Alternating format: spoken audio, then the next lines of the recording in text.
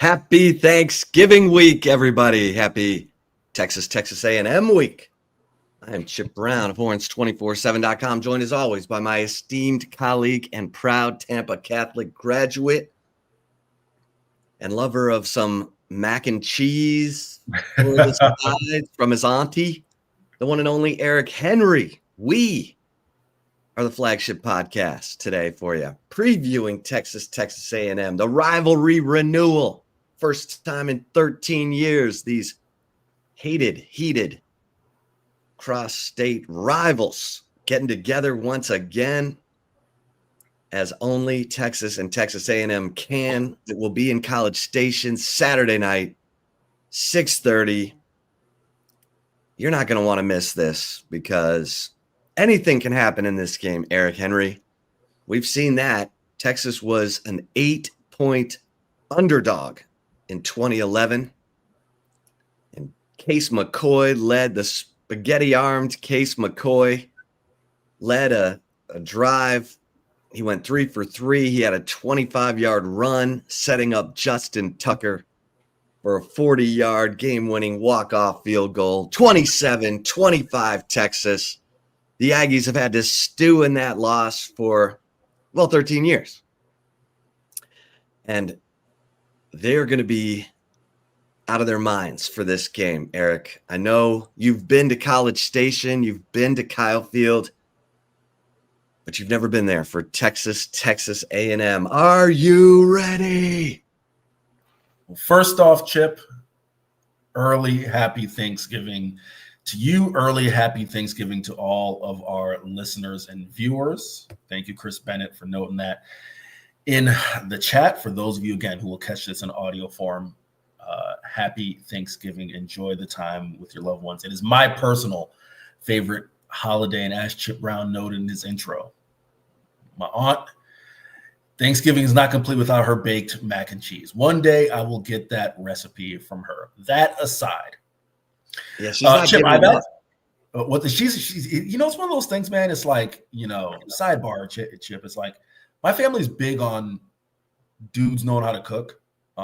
It's just the thing that, Well, then why is she giving you that recipe? So that's my thing. It's like, so why can't I get the recipe? I might just want to make that on my own, right? I feel like one day, she's going to be like, all right, it's time to pass this down. So, yes, I would love that recipe. Until then, I just am a consumer of it and not a maker of the infamous baked mac and cheese. But my aunt will appreciate this shout out on the podcast and the article, no doubt. Take two. Make sure you're checking that out every Tuesday. All right, back to the Lone Star Showdown. And I'm going to try not to get sidebarred again, but Chip, I also got a little static on Twitter from some folks who were not happy about me using the phrase Lone Star Showdown. They said it's Texas A&M. I said, okay, I didn't know that this one, it fits the same realm, Chip, as Red River Shootout versus Red River Rivalry. Am I mistaken there that people have very strong feelings around Lone Star Showdown, Chip? Before I give you my thoughts of going to Texas A&M, am I mistaken there? Well, I try to stay away from the corporate stuff, but I have been known. I've been known to say Lone Star Showdown. I thought they kind of got that one right. Okay. The RRR Elmer Fudd to come off of that from the Red River Shootout was never okay. Will never be okay. It will always be the Red River Shootout. But yeah, Texas A&M, Lone Star Showdown. See, Chip, I can understand that if it's a corporate thing, and I get it, right? If it's not organic, like the world's largest outdoor cocktail party, if it's not organic, the Holy War, right? If it's not like an organic thing, I do understand. No one wants to just slap a manufactured name on a rivalry. So I can understand that. Well, and now the sponsor of the Lone Star Showdown is Connor Wegman's dad. Yeah. What's that company again? Oh, geez. It's something Holdings. It's Cotton Holdings. Cotton Holdings. Yeah. Cotton Holdings. Yeah. Anyhow, Chip, so to just for the sake of accuracy, I've actually never been to Kyle Field. I have been to A&M. Did go to A&M. Oh, that's right. You went for the baseball. Yeah, went for the baseball game. So I went to A&M and sat through. I listened. I was covering the game in a professional capacity. So was not cheering for either team. A&M came out on top that day, but I did find the bubbles to be unique. It just, especially if you don't know it's coming, it's like, oh, so this is how y'all get down. But no, Chip, I am super pumped. Yeah, A&M. Yeah, I tell guess for the people, go ahead. A&M blew bubbles when after every run. After every run, games, they blow bubbles. So like bubbles solo. So it was unique. It was like, okay, bubbles is flying in the press box. It's like being in a kid's birthday party. Right. Nevertheless, no, man, I'm super pumped. I've heard so much about what the atmosphere is going to be like at Kyle Field. I've been to Texas Tech. I've been to Baylor. I've been to TCU. I've covered Texas. I've been to Houston. I've been to UNT. I've been to Texas State. I've been to the Alamo Dome. I've been to UTEP? Gerald J. Ford, correct? Yeah. Gerald J. Ford. Got to make sure you get the right Ford there. Gerald J. Ford Stadium. Chip, I've been to Tarleton State. Geez, where else has my years of Group of 5 football? I think that I covered it there. As far as all the state schools that I've been to, I've never been to Kyle Field. So I'm super pumped, super excited for the atmosphere, and just super excited, Chip, for the return of this rivalry. I'll give it back to you on this. I was saying this on another platform, that it feels like the tension around this one is just a little more palpable than, at least in my 2 years here. I'm not talking about previous games. In my 2 years, Texas, OU. I don't know. Maybe it's because, you have so much on the line. SEC title game. Quite frankly, the loser of this game might be on the outside looking in of a college football playoff berth, right? I don't know if that's what it is that just makes the tension feel that much more, pronounced, but it feels that way to me. This game, this rivalry in relation to the Rivalry shootout. And again, it could just be the circumstances, Chip.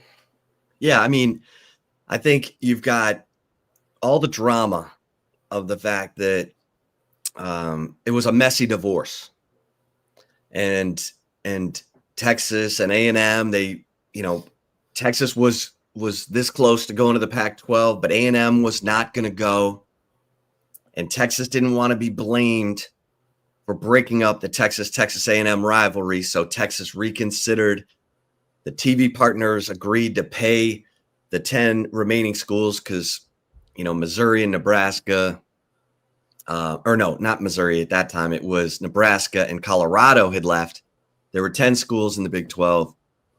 And so the TV partners agreed to continue to pay the Big 12 as a 12-team league. So that meant Texas A&M, and Oklahoma were going to get more money. So A&M stayed for a year. But then the Longhorn Network launched. A&M blamed the Longhorn Network for being, this is uneven. This isn't equal. We're out of here. And Texas was like, wait a minute. We reconsidered to stay here with you, and now you're breaking up the rivalry. Screw you. We're not playing you anymore. And DeLoss Dodds encouraged the other schools to not play A&M. So it was a messy divorce. Then Chris Del Conte comes in. Chris Del Conte is like, we need to play these guys. So he's trying to schedule games, and A&M won't do it. So now here we are. A&M never wanted Texas in the SEC. They made that very clear, so clear that the SEC left them out of conversations initially when Texas and Oklahoma indicated that they wanted to join the SEC. It was John Sharp, everyone suspects, who leaked the information to the Houston Chronicle about Texas and Oklahoma wanting to join the SEC right in the middle of SEC Media Days in hopes of turning the momentum against it. That didn't happen. Texas is in against A&M's wishes. As the consolation prize, Texas A&M got the first home game, and that will happen Saturday night at 6:30. And Eric, if you would have said,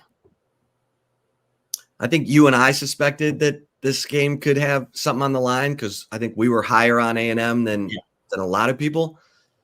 But here it is, winner take all spot in the SEC championship game.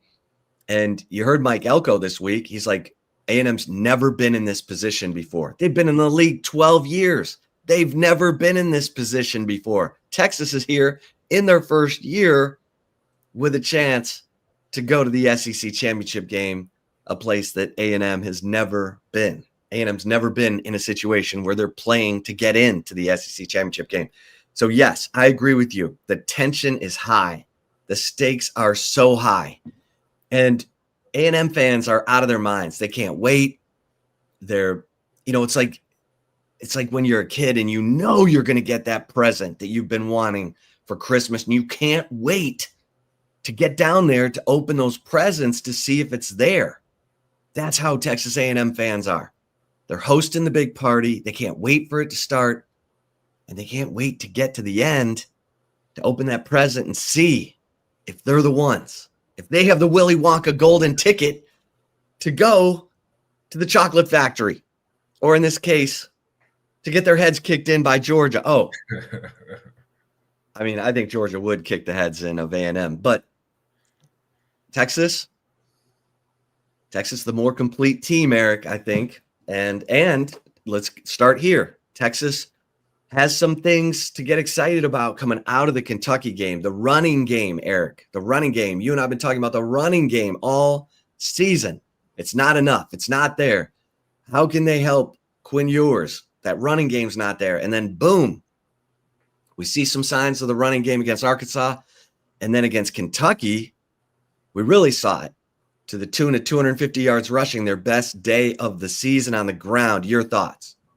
Chip, really quick, before I give you my thoughts on that, I do want to pause because there's a question that I think is germane to the discussion, especially with it being A&M week and all the history that goes into it. First off, shout out to the Sports Roundtable. Appreciate you guys watching. Chris Bennett asks, Chip, and I'm leaning on you here, didn't DeLoss Dodds want to start a Lone Star network with A&M? I want to give you a chance to address that before I get into the test. Yeah, he met with Bill Byrne, the athletic director at A&M. Bill Byrne denies this, but Byrne was in a bad spot. He ended up getting fired in 2016 because DeLoss Dodds did go to Bill Byrne and say, hey, let's go in on this together. It'll have a better chance of getting all kinds of attention because DeLoss Dodds never thought he would lose money on that third tier network and ultimately thought he'd make about $3 million a year. Of course, with the Longhorn Network, it was $15 million a year, unprecedented, never seen before. We'll never see it again. ESPN overpaid for the Longhorn Network to keep Texas in the Big 12, and it worked until ESPN wanted them in the SEC. So, but yes, DeLoss Dodds did go to Bill Byrne, proposed a 50-50 split. Bill Byrne says, no, he said 60-40. No. That was not true. It was 50-50, and Bill Byrne ended up getting fired in 2016 because he fumbled that. But yeah, now that's right. I was going to say I wanted to give you a chance to address that because again, I thought it was really germane to the discussion. Yeah, more drama. The historical context, more drama. I'm a complete outsider, and I laugh is the wrong word, but I'm just kind of flabbergasted at some of the quibbling ship between some of the administration of both schools. In this case, listen, I you can call me a homer if you want, right? I cover Texas, so it's the perspective I hear. I don't cover A&M, but some of the things that it sounds like A&M was just really particular over, it's like in the long run, this seems like it would help you. But nevertheless, again, I'm just a silly Floridian who is indulging this from the outside. Chip, to the question you asked me in relation to the run game and my thoughts on that. I don't want to say vindicated is the right word because it wasn't necessarily a right or wrong thing. I think it's a classic case. Both things can be true. When I would ask Steve Sarkisian about the run game during the year, he would point to his box score and say, hey, if I see 300 rushing, 300 passing, and 200 rushing, as he had at certain times, against ULM, against other games, I'm going to take that. And Steve is right. Anytime you can get the type of production you do on the ground, Chip, no team is gonna not take that. The last time I checked, Entering the Arkansas game, Texas was 58th in the nation in rushing yards per game, right? Still a solid group. They still, and again, I haven't checked the numbers right now, but I'm sure the coming off of last week, they've got to be, top 50, top 55. Still a solid group, Chip. But here's the major 58th. 58th, so still 58th again. No one who watched last week's game, I don't think anyone who watches this team with an open, objective mind can say, that 15-play, 86, if memory serves me correct, 86-yard drive to score a touchdown, put that game away. No one could tell me, if you're watching with an objective mind, that didn't look different than anything else you've seen this year. That's what I'm talking about. If you want to call it nitpicking, I get it, right? I would be, the average fan would say, well, Eric, you'd be blasting Steve if they weren't getting rushing yards. And to an extent, that's true. The case I've made wasn't necessarily that the run game was bad. It was, is it sustainable for the long run? Is the chunk play sustainable for the long run? Is Chip living off of an Isaiah Bond reverse or a Ryan Wingo reverse sustainable for the long run, right? That question is still yet to be answered. But what I do know is if you can close out teams, and not just close out teams, they started that game, Chip. That was the difference. They started that game establishing the line of scrimmage, consistent success, carried that over to closing the game against a really solid and talented Kentucky defensive unit. That is what I hadn't seen all year. So if you get that, and it's going to be needed, Chip, Steve Sarkisian's always said it. When he travels, the two things he wants to pack, a defense and a run game. Well, that defense, hey, that's been grade A, cleared since day one, since week one of this season. That's travel, right? The run game. If you get that going, the way to take 110,000 screaming fans out is consistently 3rd and 3, 3rd and 4, convert. If you can do that via the ground, convert, however, if you do it via the ground, just going through the teeth of that defense, that is demoralizing for an opposing unit, Chip. So that's my thought on the run game. And to summarize it, you can't tell me that what you saw against Kentucky isn't different than anything you've seen this year if you're watching this team objectively. Yeah. They had 20 carries for 118 yards in the first half, 5.9 yards per carry. We had not seen that before. And Kentucky came into the game with a decent defense. Not great, but solid. And so, yeah, that was different. That's why we're talking about this right now, because you got Quinn Ewers on a ankle sprain. I'm hearing he's taking limited reps in practice. This is interesting. This reminds me when Sam Ehlinger was the quarterback and he was all banged up all the time. He rarely practiced on Tuesdays. He would kind of practice on Wednesdays and then do the walkthroughs and things like that. So this is going to be interesting because Quinn Ewers wants to play. He plans to play. I think he's going to play. And did that cause Steve Sarkisian to lean on the running game a little bit more and prove to themselves, hey, we can run it when we absolutely have to run it? They also tweaked some things, Eric, and I'm going to get into this in the Insider a little bit. They ran more zone, outside zone to the left side and more gap scheme stuff to the right side, which is what DJ Campbell is more comfortable with. So I'm sure A&M has picked up on that, but it was effective, and that's what matters. So that's a plus, kids. That's a plus if Texas can run the ball, because we've seen A&M get gashed. They got gashed by South Carolina. They gave up some big plays against Auburn. They gave up a lot of big pass plays against Auburn. And Mike Elko was having to answer questions about that this week. We can't have the ball going over our head. The ball went over our head too many times. 6 times, Eric. They had big chunk pass plays that were not catching runs. These were deep balls that Peyton Thorne was delivering time and time again. I'm sure Texas fans were like, man, I hope Quinn Ewers can spin it like that against A&M this Saturday night, because the deep ball's been a struggle for Quinn. But look, Texas has the better team, the more complete team. Eric, when you look at this matchup, let's look at the Texas defense against Marcel Reed and Amari Daniels. Amari Daniels trying to pick himself up off the ground after dropping the 2-point conversion pass against Auburn that would have extended the game to a 5th overtime. Eric, he's the man, and last time I saw him, he was in the fetal position laying in the end zone against Auburn. Yeah, Chip. First off, well, 2 quick things. One, I wrote about this, I believe, in our take 2, that one of the keys, and Steve Sarkisian preaches being a situational masters, right? You hear him use that phrase often. And one of the things he talked about on Monday was being poised, right? Being ready for the moment. And how you do that, in his words, isn't just all of a sudden, you get to Monday of game week and all right, we start preaching poise. It's you expect your team to be poised year in, year out, week in, week out, day in, day out, with how they practice, how they carry themselves.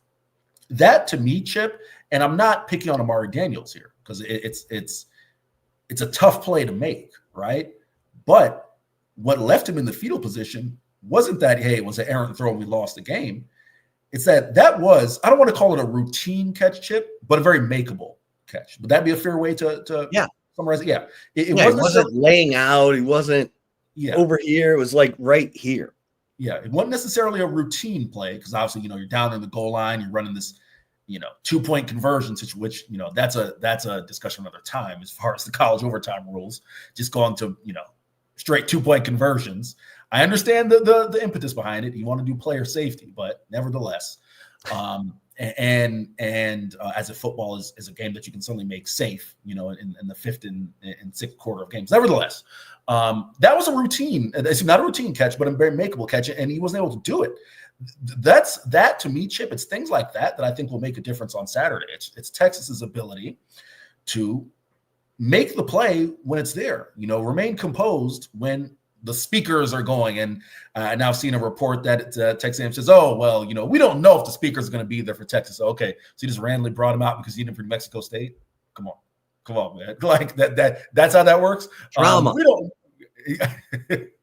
We don't know. Texas A&M is the Bravo television of college football. That's a great way to put it. That's a great way to put it. So that to me is when you talk about Amari Daniels, right? And he'll learn. And again, it's a tough break for a 4th-year junior, but that's where Texas is going to have to excel.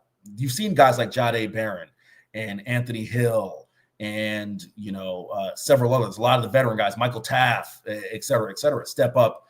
And make plays. Baron Sorrell, Ethan Burke, Alfred Collins make plays in those crucial moments. So that's going to be huge for sure. And really quick, you talked about Texas A&M's pass defense.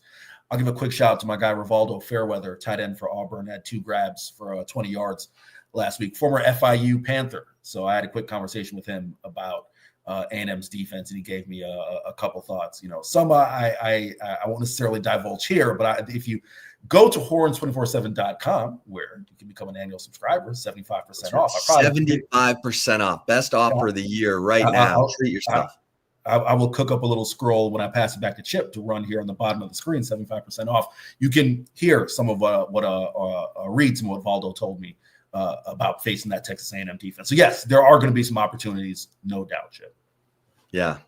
It's going to be fun. Listen, the atmosphere is going to be crazy, and how does Texas handle that? How do they, are there going to be pre-snap penalties on the offense?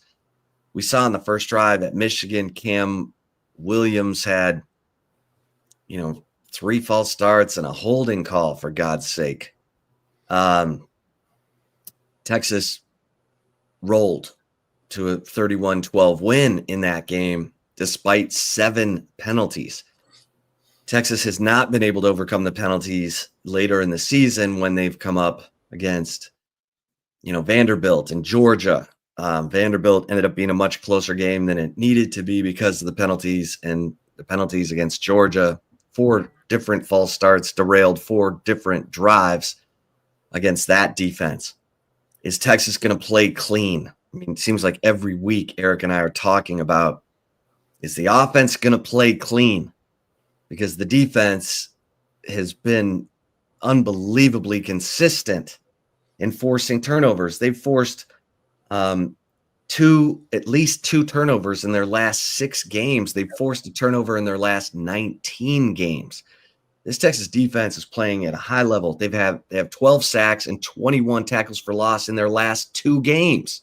6 sacks each against Arkansas and Kentucky. Arkansas with a mobile quarterback in Taylon Green. Maybe not as mobile as normal, coming off a knee injury. But Marcel Reed, he can move. And Anthony Hill compared him to Lamar Jackson. Thought he was that sudden. Marcel Reed is a gamer. He's played well. 12 touchdown passes, 3 interceptions. He's run effectively, extended drives, made some big plays in the running game just himself. So this is a good challenge for this Texas defense, which has a ton of speed.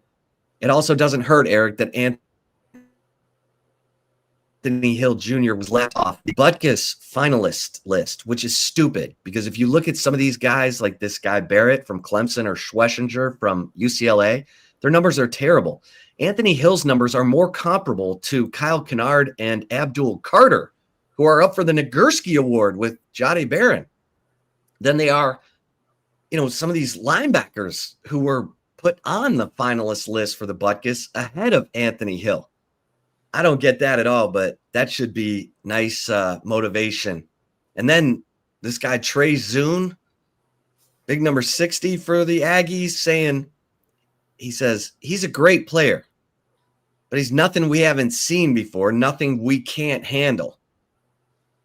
Well, you should have just stopped it. He's a great player, because now Anthony Hill's going to be out there not only showing you that he's someone you can't handle, he's going to talk to you the whole time too.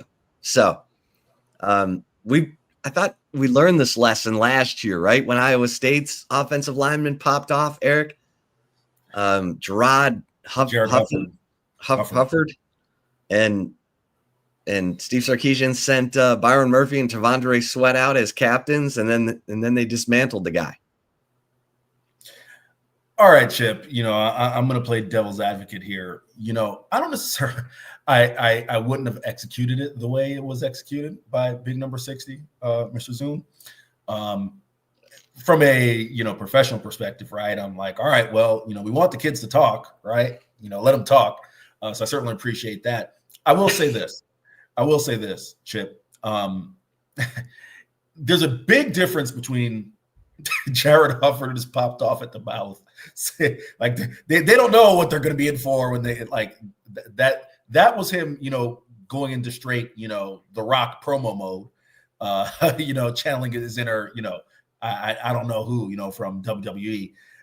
I don't mind Trey Zune saying, all right, like he's a great player, but we can maybe not use the word handle, but hey, we look forward to the test of facing guys. What's he supposed to say, right? Like, oh man, A Hill's just going to come in and game wreck and have 5 tackles for loss and 3 sacks. No, right? When he can say he's a great player, it's going to be a great challenge.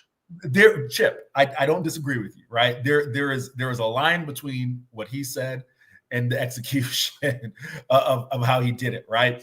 But I don't mind at least having some confidence in your guys, right? Because it wasn't like we're going to shut him down, we're going to hold him to no sacks, like he didn't go straight promo mode. I don't want to make too much of the words, but he could have executed it better, because Chip, I always fall along the lines of, when 2 things, the bulletin board material, I don't necessarily buy it because it's like you're supposed to have confidence in yourself as a team, right? It's like, Chip, forgive me this sidebar. I don't know if you happen to see the head coach of the Citadel. And forgive me, I don't have his name offhand.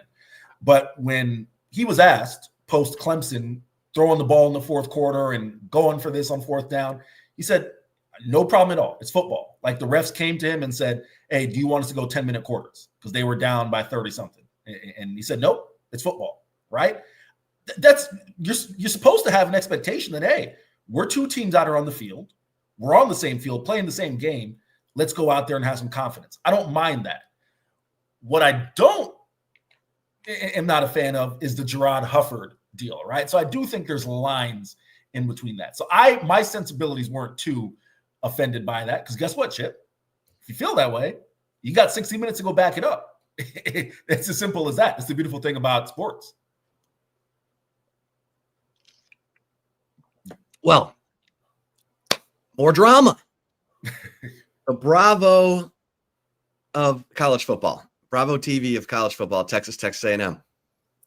Let's hope it lives up to the hype. Yeah.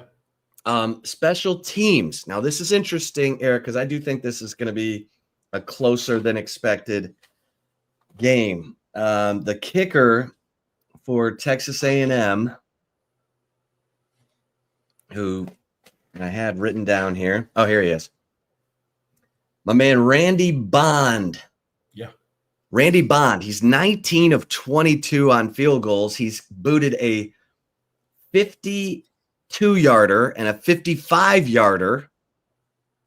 He has made 14 of his last 15 field goal attempts. Again, 19 of 22. So if it comes down to that, he is 7 of 9 on field goals 40 to 49 yards.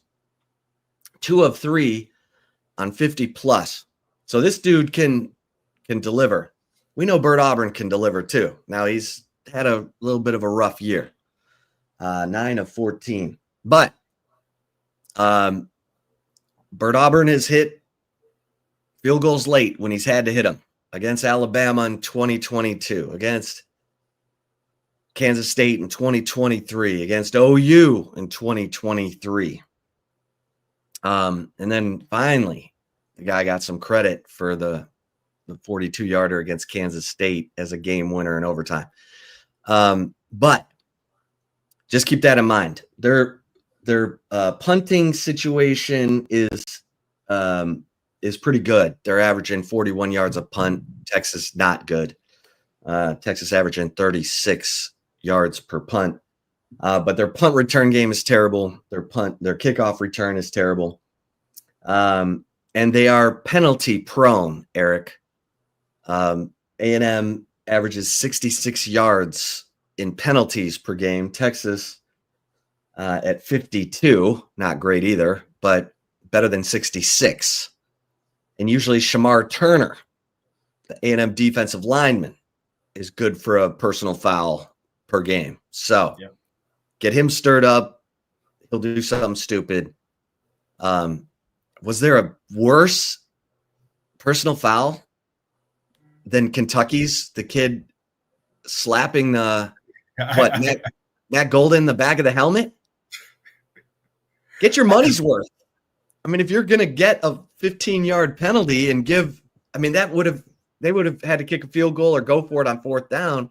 Instead, they get 1st and goal, Eric. Got to be smarter than that. Yeah, Chip, I remember showing you that because initially I think all of us were a little confused. Like, we're like, where was the penalty? And then the guy's like, thank you to the advent of YouTube TV. I had a chance to run that back in the press box. And I was like, all right, Chip, here it is. I saw it. And I couldn't help but laugh because it's one of those things that's like, but to make a serious point out of it, we just talked about composure, right? And that's one of those things where Matt was a little chirpy with him first, right? But you got to have the composure of knowing situational masters. We've just produced a stop. We're going to force a long field goal. Whatever was said, just hold it. Hold it. It's the greater good of the team. Instead, you get that. It ends up being a 1st down. We know how that drive ended, right? So to make a serious point out of it, that is something that matters. Although, yes, I first off, Chip, I didn't quite break my hand, but I felt like I broke my hand the first time I punched someone with a helmet on. I learned pretty quickly that ain't it. Going back to senior year of high school. I actually missed 2 games for that. Nevertheless, get your money's worth if that's going to be the case. It can't be no little weak slap back, because then you saw what happened, right? That was not worth the juice wasn't worth the squeeze there. Chip, in terms of your special teams point, no, Randy Bond. I believe he missed one, if memory serves me correct, last week against Auburn, but you saw him step up and nail a couple clutch kicks. He missed a 53-yarder against Auburn. He hit from 32 and 42. There you go, right? I know the 42-yarder, I believe, is the one that sent it into overtime. So very, very clutch kicker there. And listen, I have faith in Bert Auburn. I mean, yes, there have been some shaky moments, but we've seen Bert, show up when the moment matters. And certainly his leg has impressed me. He's been actually pretty solid, in his career, outside of, a couple hiccups here and they were pretty solid from extended range. So I think Bert Auburn will be fine. But if we're just talking about this year, yes, I would say Randy Bond probably has the edge in terms of the kicking game. As far as Texas special teams, I say this, I make this joke to, when it's Jeff Howe with us on home games or you on the road. If you're going to be a player of Silas Bolden's stature, you have to be fearless. And Silas is truly fearless in the punt return game. There are some times that I see Silas field it, and I'm like, all right. Like, I guess that's what we're doing. So yeah, you hope, you just knock on wood that he doesn't have one where that thing bounces and rolls to him and he decides to field it, let's say inside the 10-yard line, and it's mayhem, right? So that's one thing I will say I'm keeping my eye on for sure on Saturday. Right. I mean, Texas had 6 fumbles last week. 2 of them were by Silas Bolden. He got them both back. Texas only lost 2 of the fumbles. Is that right? I know Texas, they lost 2, yes. Yeah, they lost. I'm looking at it right here on Stat Broadcast, yes.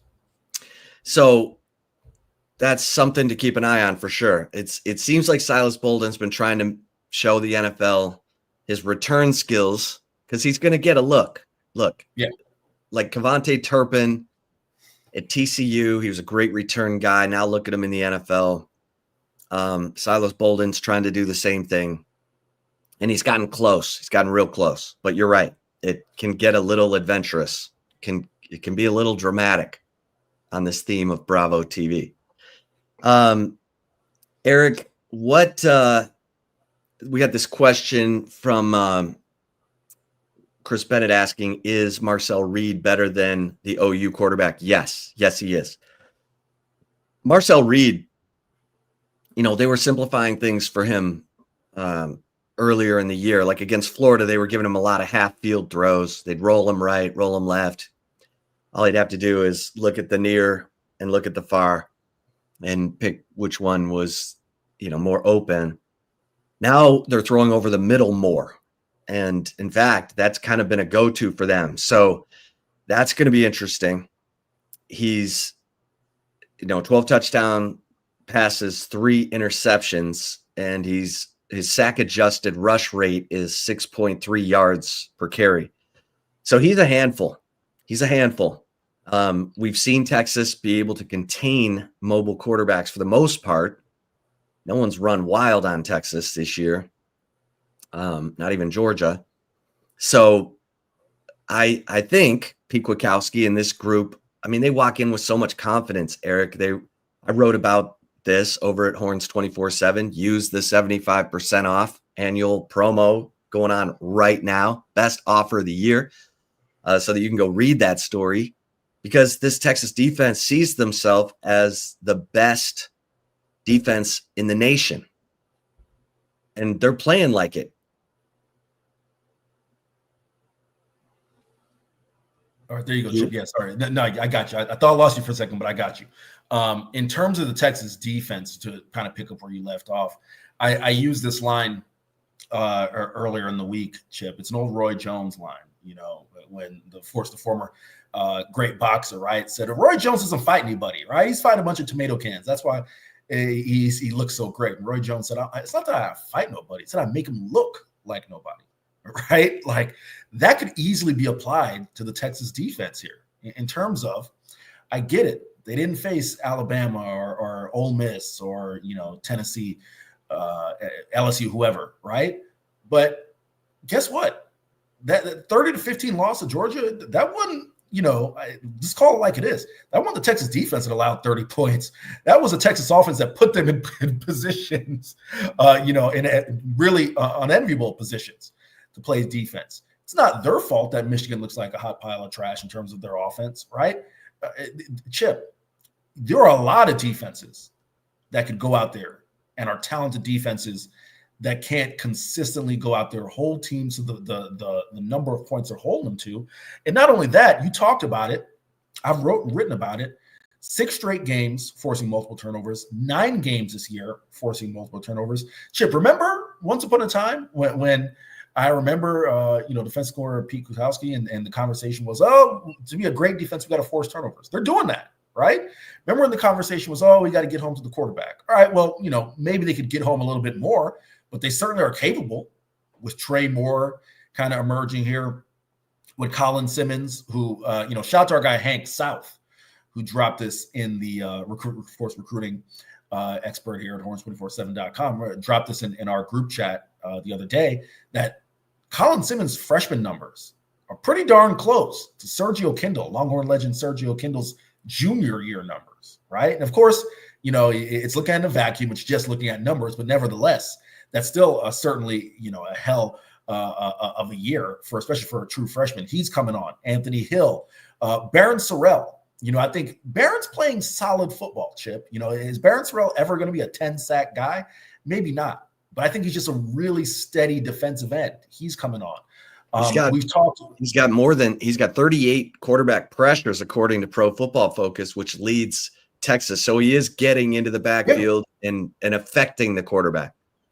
Chip, we've talked about this defense's abilities. Steve Sarkisian said, following both bye weeks, he said that he wants to find ways to develop more playmakers. Well, Jelani McDonald is not looking like a guy in the secondary, right? Both in coverage and in the run fit. He's looking like a guy. You're getting a little more Kobe Black out there, right? So there's nothing that you can say to me about this defense in terms of their ability to stand up in the paint. Right. Where's the weak link? Where's the weak link, right? You could point to the pass defense last year. This year, I don't see one. And that to me is why I quite frankly, whether it's facing a Marcel Reed, who I know you talked about with Chris Bennett's question about, is Reed better than the OU quarterback? Chris, yes, certainly Michael Johnson, kid making his first start. Remember Michael Hawkins? Damn it, I said Michael Johnson again. Michael Hawkins. I keep having the whole Olympic sprinter in my mind. I said Michael Johnson again. Michael Hawkins Jr. making his first start. Marcel Reed is better at this point, more electric. That's the word that Texas defenders and Steve Sarkisian kept using, electric, right? He certainly has that, but I don't see any reason why Texas defense won't be equipped to be able to handle him on Saturday. Yeah. All right. That pretty well covers the football side of it. Eric, is there anything else you think is important to note? Obviously, we mentioned the Quinn Ewers injury. What's your level of concern about Quinn Ewers' ankle? My level of concern is it's a 6.5. Here's why. I think Quinn's going to play, and I think he's going to be fine. So the level of concern is not surrounding his availability. The level of concern is we've seen Quinn Ewers when he can't move, right? Like that is not necessarily an ideal circumstance for Texas's offense. At least his ability, if it's not the Quinn from last year who could scramble, or even earlier this year, scramble and pick up a first down here or there, at least his ability to move in the pocket, Chip. We've seen some times when Quinn's gotten more than adequate protection and the ball's just in his hand still for whatever reason, right? Now, if you're talking about someone who's going to be a little bit gimpy out there, that's a concern. But I don't think it's going to be something where he's not going to play. I'm just going to be really interested to see what that looks like on Saturday. In my mind, Chip, this is just how I feel about it in terms of, and you've got a longer history than I do, but in my experience, if it's an ankle, you either can go and they're just going to give you the pain meds and you'll work through it and you hope you don't aggravate it any worse than you have, or you can't go. There's no in between with the ankle, right? For a player like Quinn, right? An offensive guy who's going to be, there's no in between, right? Like if the ankle is that debilitating, he just won't go, right? Like in terms of the ankle sprains and whatnot, there's no way to sugarcoat that. If it's one of those things where, all right, we can use some of the magic, I'll call it, Chip, and get you through, then you get him through. So that's kind of where I stand on Quinn Ewers and his ankle. Yeah. I see Toro over here saying, take it or leave it. Arch Manning comes in at some point in the game. That means we're at the break glass option, Toro. Yeah.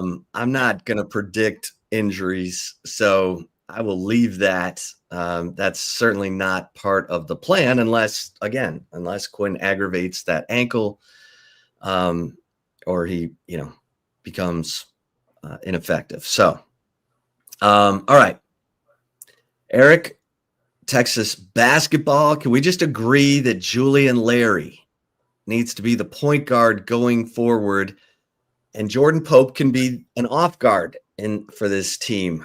The game just seems to settle down. The offense seems to run a little better with Julian Larry at point guard. Am I crazy? No, Chip, I don't think you're crazy. And I said this to you, off air. I do think the plan, and Rodney Terry hasn't said this is just kind of my gut and from what we saw the open practice and whatnot. I think the plan was to start Julian Larry at the point had Tremont Mark been healthy, right? So I think your lineup would have been Larry Johnson, Trey Johnson, not Larry Johnson, Julian Larry, Trey Johnson, Tremont Mark, and then what you've seen with Kaluma and Shedrick. I think when Tremont Mark got hurt, maybe the idea was, okay, because Tremont Mark is certainly an excellent scorer as well. Someone can go get his own bucket, right? I think the idea was if we're going to put Weaver there for the defensive aspect of it, then you go Pope to get a little more offense. But with Tremont Mark healthy, I'll be interested to see how that lineup shakes out. But yes, I do think Jordan Pope as part of a second unit with Pope, Weaver, and then Jason Kent and Zarek Onyema, and Jamie Vincent as well, who's kind of provided some valuable minutes. I think that's a better fit for Jay Pope to come off and just kind of do his thing, which is be a scoring guard. I like it. All right, you ready for some take it or leave it? Absolutely, Chip. Roll right into it. Let's get a Thanksgiving edition, Bravo TV, Texas A&M edition. All right, who's serving first? I am serving to you first, Chip. And just to do a little recap, last week, Chip went 1-2. I went 2-1. The three questions were Texas scores more than 30 points. We both left that. Obviously, the Longhorns did score more than 30 points. Trey Moore has another double-digit sack game, or has more than one sack. Chip left that. I took it. So I hit there. And the last one, Quinn Ewers throws for more than 250 yards and 2 touchdowns. We both left that. We both hit that. So I have eked ahead. It was a tie, and now I am eking ahead 18-17 is what I have as the score. So with that, Chip Brown, take it or leave it. Number 1, Texas rushes for at least 150 yards against A&M. Take it or leave it. I'm taking this.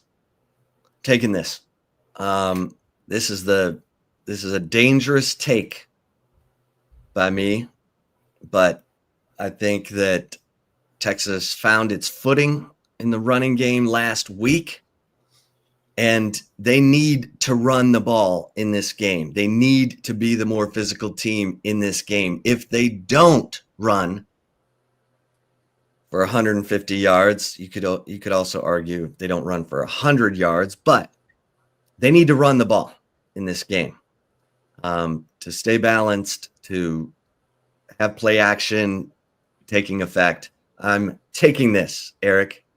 What say you? I am taking it as well.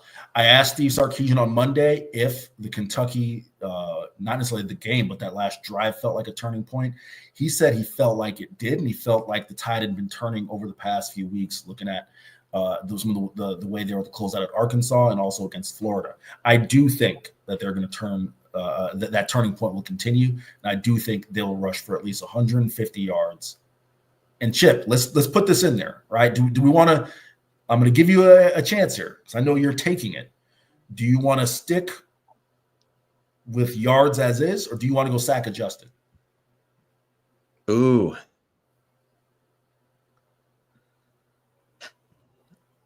So if we go sack adjusted, it would be like what, 100? It'd probably be actually no. I was going to go 150 sack adjusted. Oh, I see. Yes, let's go 150 sack adjusted. All right, so we'll go 150 sack adjusted. So for the audience at home, that means if Texas rushes for 150 yards, the sack yardage, whatever sack yardage may be, will not account against that, right? So we're just measuring true rushing yards. So I will take it. Take or leave it, number 2, Chip. Okay, take it or leave it, number 2. The Texas defense forces at least 2 turnovers against Texas A&M. Eric, take it or leave it. I'm going to take it, Chip. I am liking the heater that this Texas defense is on. Whether it's – and the thing that gives me confidence is they usually find a late interception, something to close it out, something to seal out, a little Mookie magic, a little Jade action there. So I'm going to take it, Chip. What about you? Yeah, I'm taking it. They've just been too good. They're playing with too much confidence right now. I think they get a couple. Might be a pass that slips out of the hands of a receiver into the hands of Andrew Makuba. You know what I'm saying? But I will take it. This is boring. We're both taking things. All right, let me throw take it or leave it number 3 at you, Eric. Quinn Ewers throws for at least 200 yards and 2 touchdowns. Take it or leave it.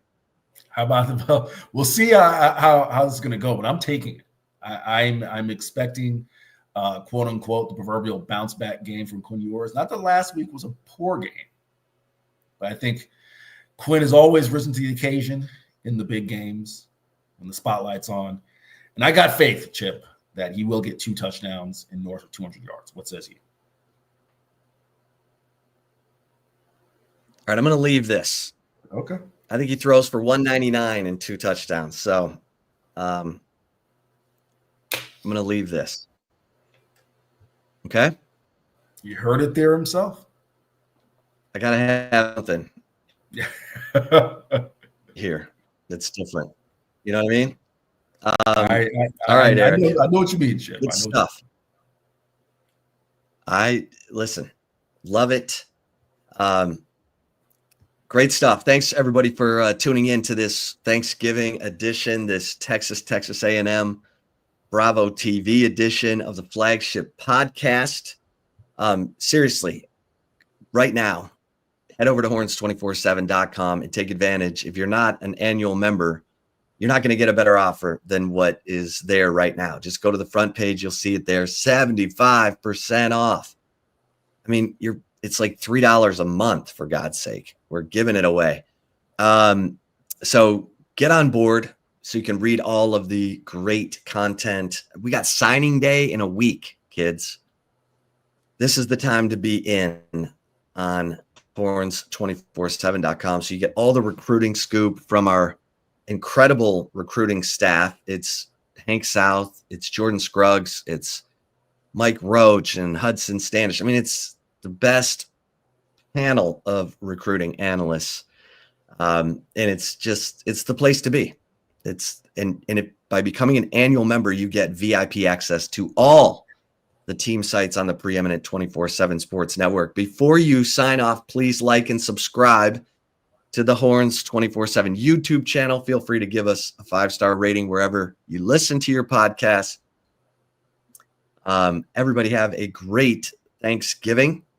For Eric Henry, I'm Chip Brown. We'll be right back here on this same channel after the Texas A&M game to give you our thoughts. So we'll see you then. Happy Thanksgiving, everybody. For Eric Henry, I'm Chip Brown. Stay safe and keep the faith.